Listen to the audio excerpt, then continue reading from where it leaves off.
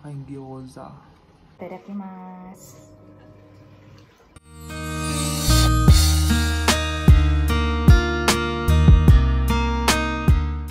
Hello guys, this is Mariushi.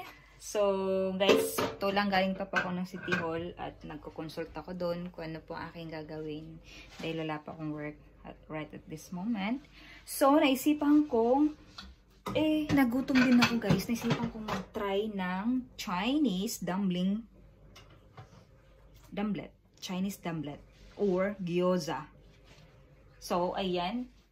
Ang ginawa ko, nilagyan ko siya ng yung tawag doon, giniling na baboy, cabbage, nira, ginger, garlic.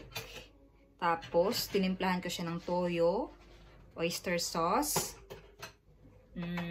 sake, or para siyang alcohol, or rice wine, and mirin, and ano pa ba?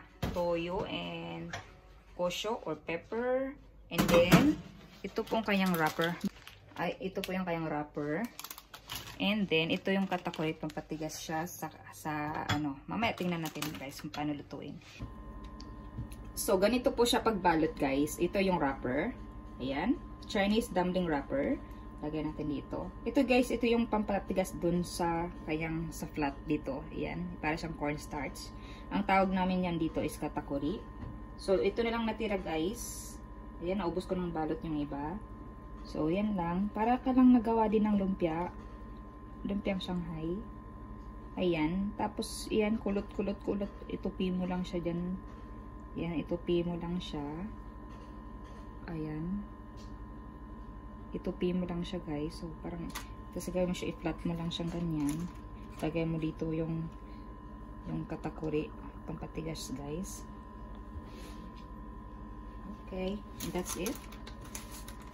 So, ayan na yung nabalot ko. Ayan.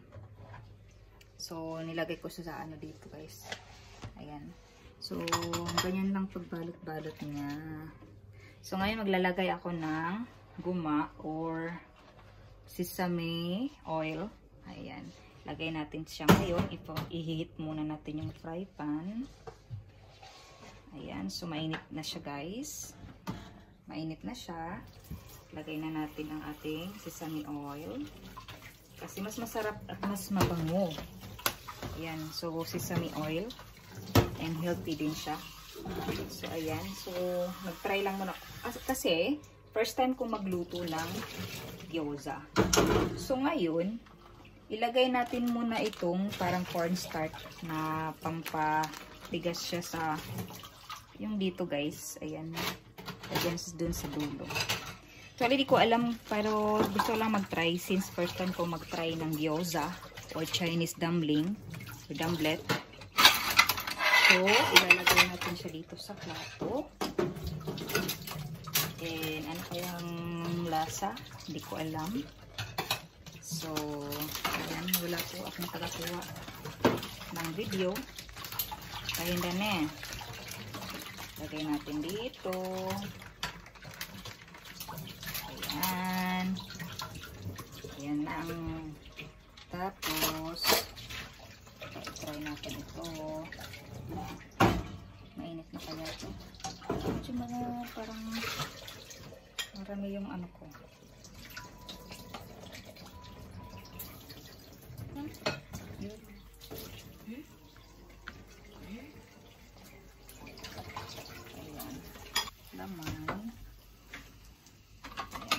Mano-mano lang po ito yung sa akin. Hindi talaga ito pang pro. Ayan, mano-mano lang yan sa akin guys. Hindi talaga siya pang pro. So, ayan, lagay natin siya dyan. Sana masarap po yung timpla. Sana maging success siya. Ayan. And then, cover natin yung lagyan natin siya yung cover para mas so, and then, pag naluto na yan siya, siguro mga about 3 minutes or 3 minutes, more than 3 minutes. So, kukuha tayo ng dito, lagay natin siya dito yung toyo and suka.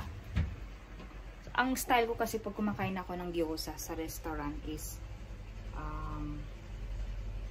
suka, tapos toyo, konti lang, and konti lang. Hindi ko mahanap yung aking selfie stick. Ang hirap. Wala din ako pagkakawa ng video. So, ito yung tinatawag dito is rayu. Hindi ko alam.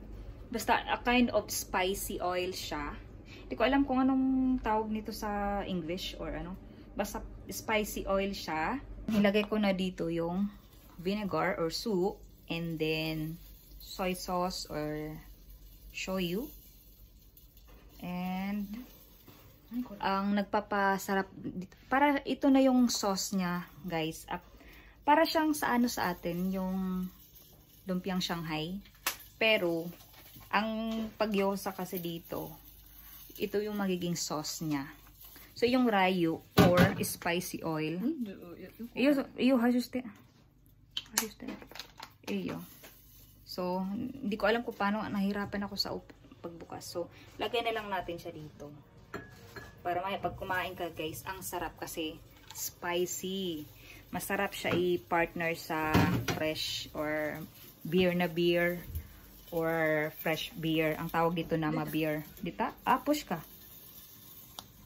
Okay. Thank you. Ayun, thank you. Or cola na napakalamig. Diba? So, hindi po ako kumain ng tanghali kasi nga gusto kong kumain pagdating sa bahay. So, hindi na ako kumain sa labas. And then, ayun, sad to say, pagdating ko ng bahay, kumain na pala yung mga bata. Inubos yung kanin. So, hindi sila nagluto ng kanin. Gutom na gutom pa naman ako. Nasipan ko na lang. Instead, pwede naman din ito. Ayan. So, no need na lang mag-rice. Kahit ito lang. Kasi ito, carbo na rin ito siya. Carbo. So, tingnan natin. Ayan. Medyo luto-luto na siya. Lagyan pa natin siya ng oil. Medyo konti lang yung oil na ano ko. Nangangapa pa ako kasi first time ko magluto nito. So, hindi ko matansya kung ilang amount ng ang sukat ng oil or ano. Ayan. So, konti pa lang. Hindi ko rin na-timean. Tinatansya ko na lang. Malalaman naman natin kasi ano lang siya eh. So, actually, sa mga restaurant dito, pag nagluluto sila ng gyoza, is talagang yung sa may ilalim, para siyang tutong na talagang ang sarap, crunchy. So, pag kinuha na nila yun mula sa fry pan, nilalagay nila sa plate or mga ganitong plate or basta plain na mas malaki and then itataob nila yung sa fry pan, itataob na lang nila dito. And then, ang nangyayari sa akin, mahirapan ako kasi hindi pa ako sanay. Nangangapa ako. Hindi naman din ako pro. Ayun. So, ayan. Siguro sunog na to. Okay lang masunog. Gusto ko rin yung parang tutong. Ayan. Ang hirap palang mag-vlog. Tingnan natin. Sa mga restaurant na talagang ang pro nilang magluto nito. So, wala akong kaibigan, hindi ako nanood ng YouTube paano gawin yung gyoza ito. Pero dati kasi, meron akong kaibigan. Tapos tinuruan ako paano magbalot, paano yung art niya sa pagbalot sa wrapper. So, naalala ko lang. Pero ang nagpapasarap din dito, guys, is yung oyster sauce. Or, kung meron kayo sa Pilipinas na yung pinaka-old talaga siya na version, yung Leia and Parents. Leia and Parents din, mas masarap yung Leia and Parents. So, look, guys. Ayan, tingnan niyo po. Ayan. Ayun ang ating gyoza, guys. So, dito ko siya. Ayan. Yung nag-brown dyan, guys, pag kinain po natin, yun yung crunchy. Ang sarap po yan. Ayan. Ayan, mas gusto ko yung ay, ang init. Grabe. Pinamay na ko na talaga guys. Ganito po ako magluto. Cowgirl. Guys, tingnan nyo. Ang aking gyoza. And ito na yung ginawa kong sauce kanina. Yung may rayo or spicy oil. Toyo. Ayan. And toyo. Ito na yung spicy oil. And toyo and vinegar. And ito na po ang ating gyoza guys. Kain tayo guys. Itadakimasu. Gyoza? Yes. Wanna eat? Yes. Ay, Rio. Oh. Ang init.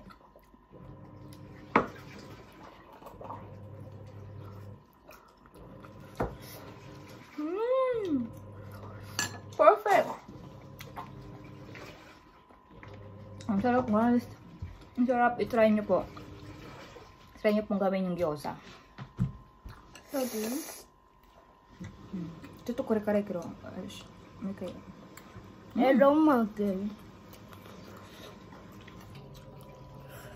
Ayan.